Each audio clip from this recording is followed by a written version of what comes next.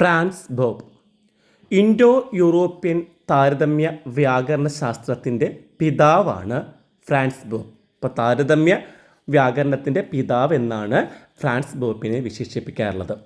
സംസ്കൃത ഭാഷാശാസ്ത്രത്തിലും താരതമ്യ ഭാഷാശാസ്ത്രത്തിലും നല്ലൊരു പണ്ഡിതനായിരുന്നു അദ്ദേഹം. കാൾ ജോസഫ് ഷ്ലെഗൽ മുതലായവരുടെ സാംസ്കാരികവും തത്വചിന്താപരവുമായ സ്വാധീനം ഇദ്ദേഹത്തിൻ്റെ ആദ്യകാല രചനകളിൽ കാണാവുന്നതാണ്. 1818 ബോബ് തൻ്റെ ആദ്യ ഭാഷാശാസ്ത്രകൃതി പ്രസിദ്ധപ്പെടുത്തി. ഭാഷയുടെ മൗലിക ധർമ്മത്തെയും അതിൻ്റെ പ്രവർത്തനങ്ങളെയും തുറന്നു കാട്ടുക എന്നതായിരുന്നു ആ കൃതിയുടെ ലക്ഷ്യം.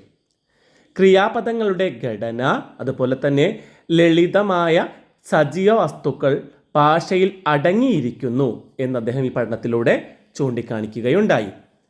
ശാസ്ത്രീയമായ ക്രിയാപദം ഘടനയിലൂടെ സംസ്കൃതം, ഗ്രീക്ക്, ഗോഥക്, ലാറ്റിൻ ഭാഷകളിൽ ക്രിയാപദ സങ്കേതത്തെ പരീക്ഷണാർത്ഥം അവതരിപ്പിക്കുകയും അതിലൂടെ വാക്ബാഹുല്യം എന്ന ആശയത്തെപ്പറ്റി പ്രസ്താവിക്കുകയും ചെയ്തു. ബോബ് തൻ്റെ രണ്ടാമത്തെ പുസ്തകത്തിൽ ക്രിയാപദത്തെപ്പറ്റിയും ക്രിയാധാതുക്കളെപ്പറ്റിയുമാണ് വിശദീകരിക്കുന്നത്. ഇതിലൂടെ ഇൻഡോ യൂറോപ്യൻ ക്രിയാപദങ്ങളുടെ ഉത്ഭവം ഏകാക്ഷര പദങ്ങളിൽ നിന്ന് അല്ലെങ്കിൽ ഏകാക്ഷര ധാതുക്കളിൽ നിന്നാണ് എന്ന് അദ്ദേഹം സിദ്ധാന്തിക്കുകയുണ്ടായി. അദ്ദേഹത്തിൻ്റെ ഭാഷാ പഠനങ്ങളിൽ സംസ്കൃത വ്യാകരണം, ശബ്ദകോശങ്ങൾ, സംസ്കൃത വിവർത്തന ഗ്രന്ഥങ്ങൾ, കെൽറ്റിക്, പ്രാചീന പേർഷ്യൻ, അൽബേറിയൻ ഭാഷകളെക്കുറിച്ചുള്ള പഠനങ്ങളൊക്കെ അടങ്ങിയിരിക്കുന്നു. ഗവേഷണത്തിനും എഴുത്തിനും തൻ്റേതായ ഒരു രീതി കണ്ടെത്തിയ ബോബ് താരതമ്യ വ്യാകരണ പഠനശാഖയിലും കയ്യൊപ്പ് പതിക്കുകയുണ്ടായി.